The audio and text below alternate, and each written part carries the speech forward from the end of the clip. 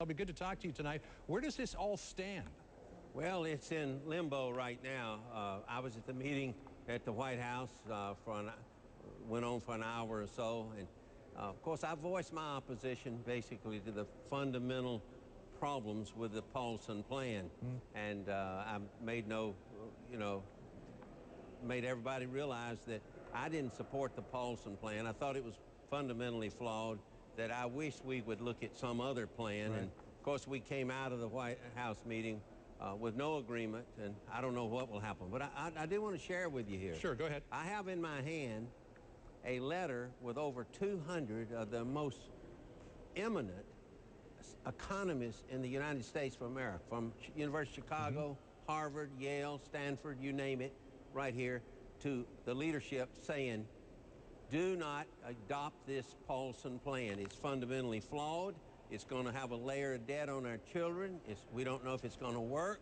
Doesn't look fair. We should not rush to judgment on this. We should be linear about it, basically. But Senator, I thought that you weren't going to adopt the Paulson plan, that new legislation was being written up that would deliver the money in a series of tranches. There would be oversight. There would be guarantees that taxpayers would get repaid when these liquid assets are finally dispersed. We heard from Congressman Hoyer just a second ago that this morning, or even early this afternoon, it looked like there was an agreement on a deal. What happened? Well, obviously what happened is there's no agreement, not yet.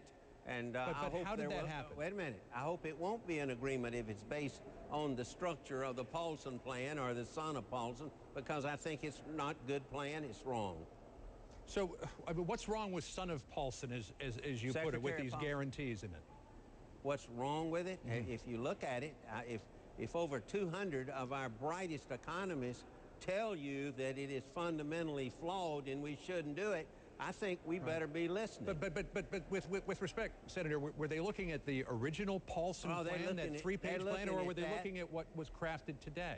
They're looking at all aspects, what was crafted, what they're trying to do, but it's all structured around the Paulson plan. Right. Okay, so let me ask you this question. Congressman Hoyer said a second ago, Republicans in the House at least have not told him what they want in a plan. What do you think needs to be in a plan? Well, I think that we ought to listen to the economists, not just the Fed, who we lose in confidence in every day, and the administration and the secretary. I believe that they don't know what they're doing. They're jumping from crisis to crisis, and we better be careful. This is a big, big deal.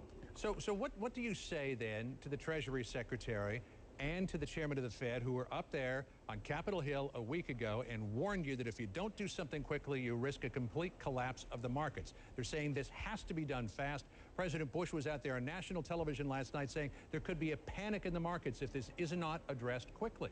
Well, the other economists don't believe that. They believe that the market will correct itself, but if we do a bailout, it shouldn't be a structure like we've offered. So let me just get this straight. So you do not believe President Bush? Well, I didn't say, I don't think, President Bush is not an economist. Well, you know, he's the president of the United States. But he was the one out there warning last night of panic. He won't be the president of the United States 4 months from now.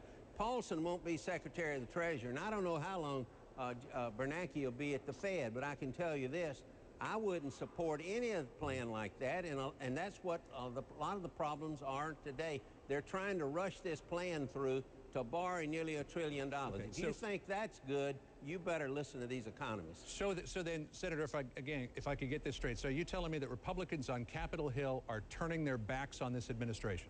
No, I didn't say that at all. I think those were your words. I don't know who's turning their backs. I've turned my back on this plan. I'm a Republican. I don't just rubber stamp anything, and I hope the House members, Republicans and Democrats, won't either. Senator Richard Shelby, it's always good to talk to you. Thanks for taking the time, sir. I know it's a busy night tonight. Thanks.